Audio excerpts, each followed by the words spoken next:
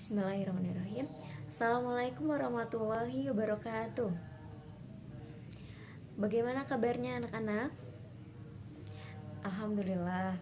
Baiklah, sebelum kita mulai pelajaran hari ini, alangkah baiknya kita berdoa terlebih dahulu. Berdoa disilahkan.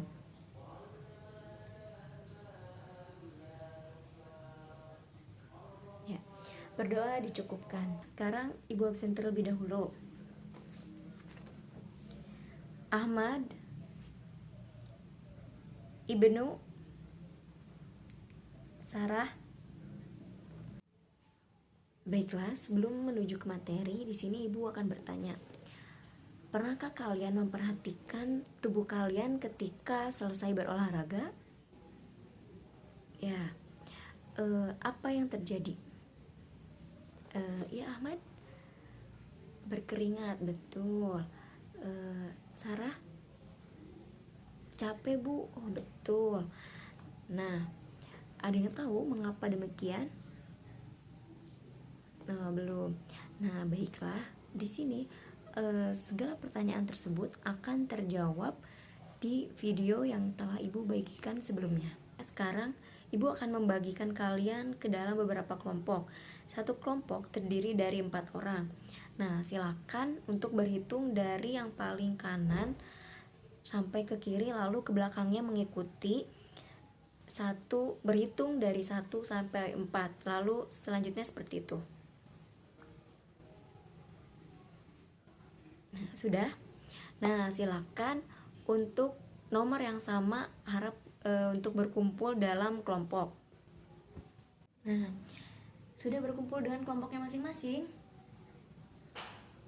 Nah, sekarang silakan untuk ditonton dan dicermati video yang telah Ibu bagikan sebelumnya.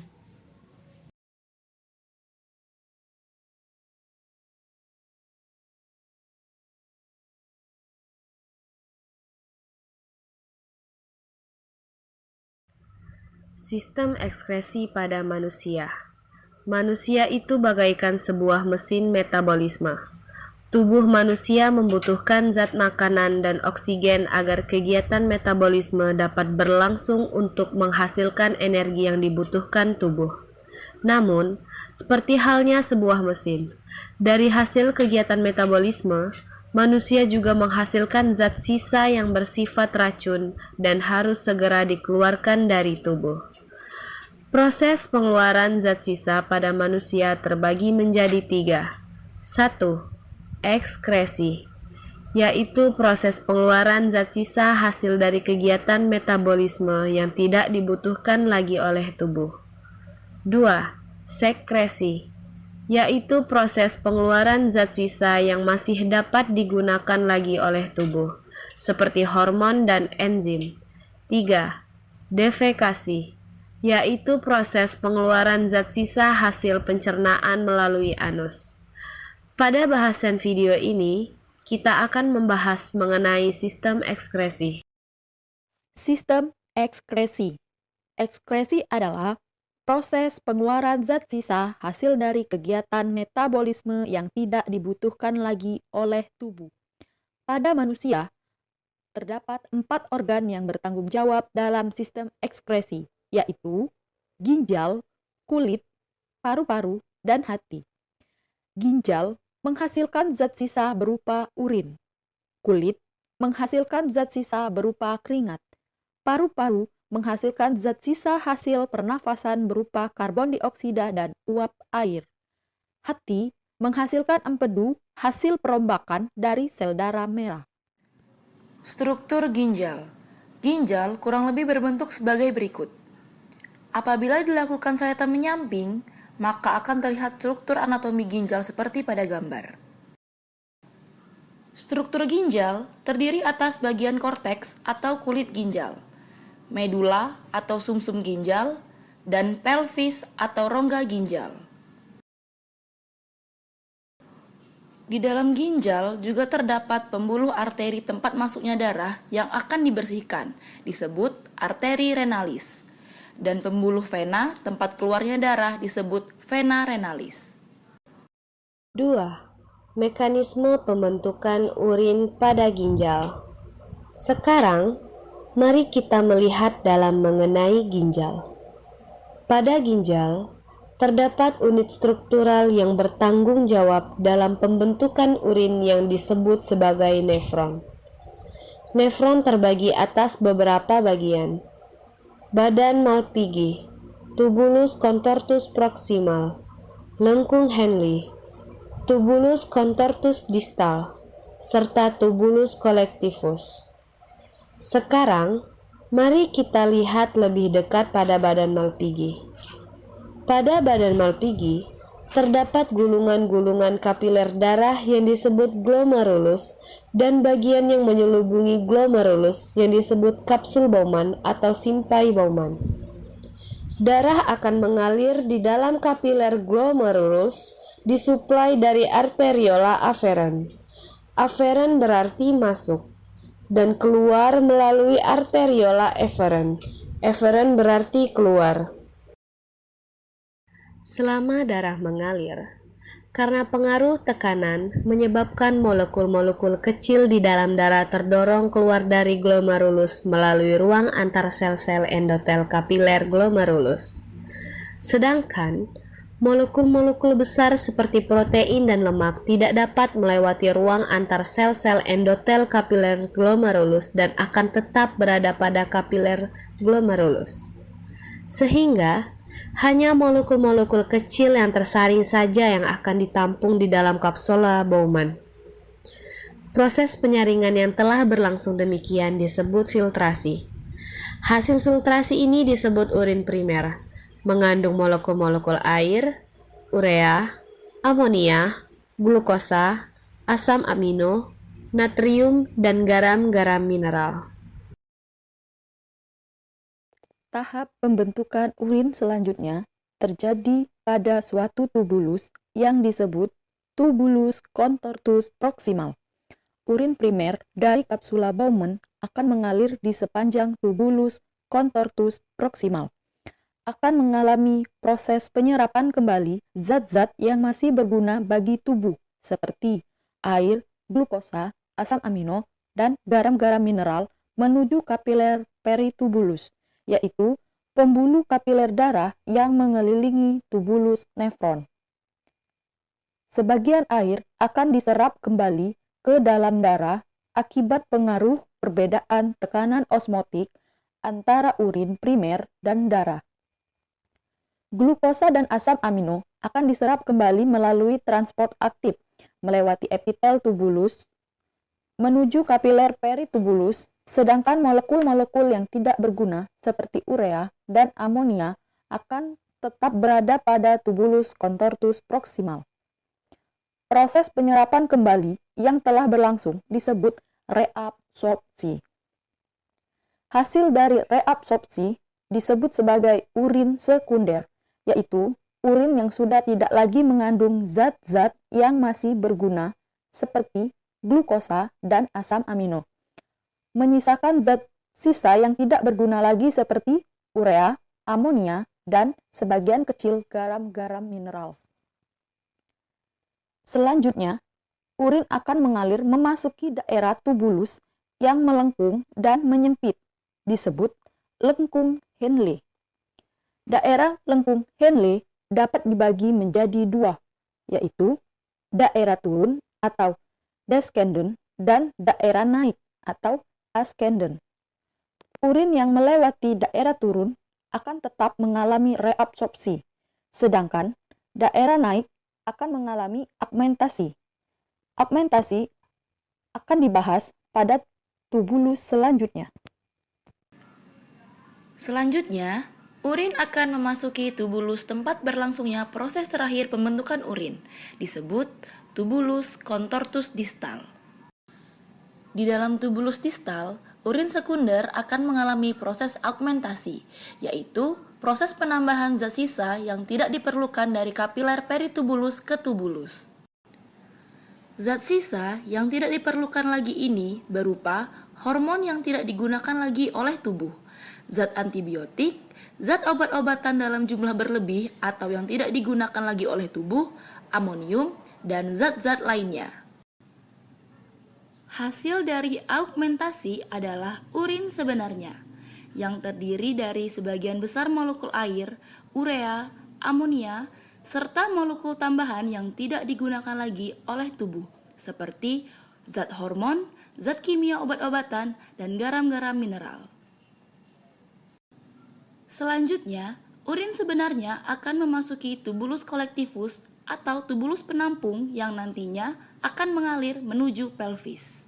Organ ekskresi lainnya. Selain ginjal, organ ekskresi lain pada tubuh manusia adalah kulit, paru-paru, dan hati. Baiklah, yang pertama adalah kulit. Kulit terbagi atas dua lapisan, epidermis dan dermis. Lebih lanjut dibahas pada bab sistem integumen. Pada bagian dermis, terdapat kelenjar keringat yang berfungsi menghasilkan keringat yang mengandung air dan garam-garam mineral.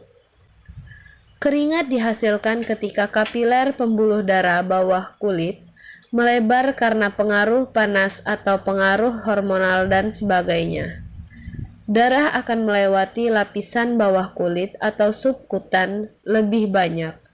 Sebagian air dan garam mineral akan berdifusi menuju kelenjar keringat, kemudian akan dihasilkan sebagai keringat yang nantinya akan keluar menuju pori-pori kulit.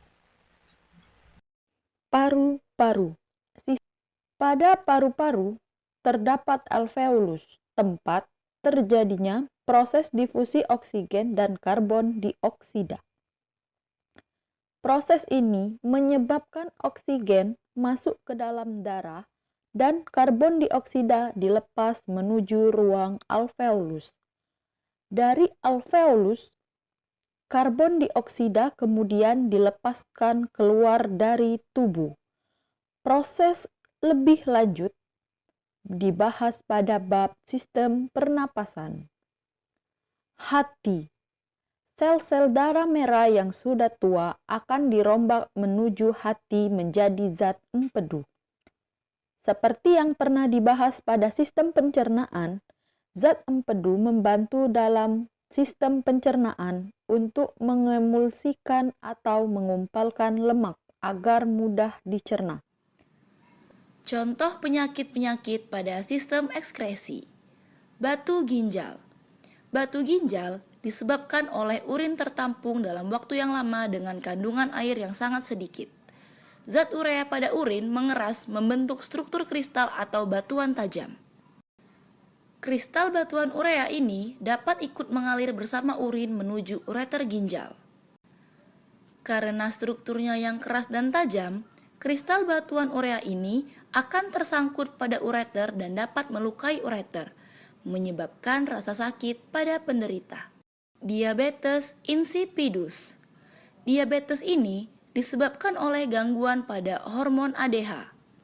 Hormon ini bertanggung jawab dalam proses pengaturan reabsorpsi. Ketika hormon ADH tidak berfungsi sebagaimana mestinya, proses reabsorpsi terganggu, sehingga kandungan zat-zat yang masih berguna seperti glukosa dan asam amino tidak diserap kembali dari urin primer. Akibatnya, urin yang dikeluarkan dari tubuh masih mengandung glukosa dan asam amino. Karena tidak maksimalnya proses reabsorpsi ini juga, tidak maksimal juga proses penyerapan kembali air, menyebabkan jumlah air yang dibuang dari ginjal menjadi sangat banyak.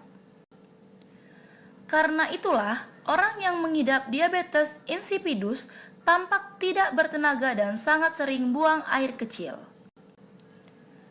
Albuminuria. Gangguan ini disebabkan dari kandungan albumin atau protein darah pada urin. Hal ini disebabkan oleh adanya kerusakan atau pendarahan pada glomerulus sehingga protein darah dapat lolos masuk ke dalam urin.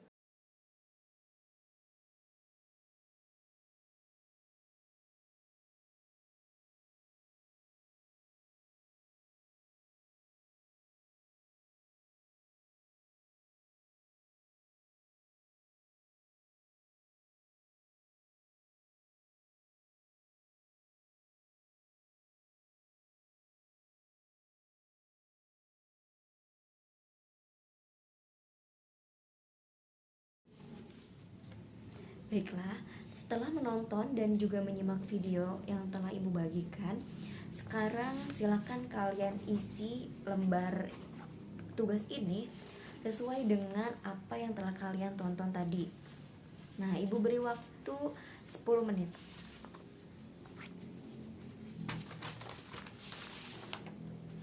Baiklah, waktu telah selesai. Sekarang waktunya untuk kalian masing-masing perwakilan kelompok untuk maju ke depan dan membawa lembar jawaban tadi. Nah, silakan kalian utarakan jawaban tersebut. Nah, samakan persepsi. Nah, baiklah, terima kasih untuk perwakilan kelompok yang telah tampil. Silakan untuk kembali ke tempat. Baiklah, sekarang saatnya Ibu untuk meluruskan hasil jawaban kalian. Nah, sebelumnya Ibu ingin bertanya, apakah ada yang masih ingat apa yang dimaksud dengan sistem ekskresi? Adalah proses pengeluaran zat sisa hasil metabolisme yang sudah tidak dibutuhkan lagi oleh tubuh. Contohnya apa? Contohnya keringat. Ya, betul. Nah, langsung saja Ibu akan bahas jawaban tadi. Nah, untuk nomor 1. Nah, bagian nomor 1 yang A itu adalah glomerulus. Nomor 2 kapsul Bowman. Yang ketiga itu tubulus contortus proximal. Yang keempat adalah tubulus contortus distal. Dan yang kelima itu tubulus collectivus. Nah, silakan untuk dikoreksi jawabannya. Nah, untuk yang F, poin F, tahap pembentukan urin. Nah, itu ada 3. Yang pertama itu filtrasi atau proses penyaringan. Yang kedua itu reabsorpsi atau penyerapan kembali. Dan yang ketiga itu augmentasi. Nah, di mana pada tahap augmentasi ini terjadi urin sebenarnya. Nah, untuk yang nomor 2 itu bagian yang A itu korteks, yang B itu medula atau sumsum ginjal. Nah, nama organ tersebut adalah betul, ginjal. Nah, fungsi dari ginjal yaitu pembentukan urin, betul. Nah, untuk yang nomor 3 itu fungsi organnya itu mengeluarkan keringat. Nah, untuk bagian-bagiannya itu nomor 1 epidermis, yang kedua dermis, betul. Yang ketiga itu ada jaringan ikat bawah. Nah, untuk fungsinya itu apa tadi? Keringat, betul, menghasilkan keringat. Nah, untuk yang nomor 4 itu untuk nomor 1 itu bagian trakea, dan nomor 2 itu bronkus, dan yang ketiga itu bronchiolus, yaitu cabang dari bronkus. Nah, untuk nama organ tersebut itu adalah betul, paru-paru. Nah, untuk fungsinya itu adalah ya betul, mengeluarkan CO2 dan uap air atau yang disebut dengan H2O. Nah, untuk yang nomor terakhir, nomor 5 itu yang bagian A itu menunjukkan nomor 1 yaitu lobus kanan, dan yang nomor 2 itu kantung atau kandung empedu. Nah, nama organ tersebut adalah betul, hati. Nah, fungsi organ hati yaitu ya betul, itu menghasilkan empedu dari hasil perombakan sel darah merah. Nah, baiklah, sekarang silakan dihitung jawaban yang benar dari masing-masing kelompok.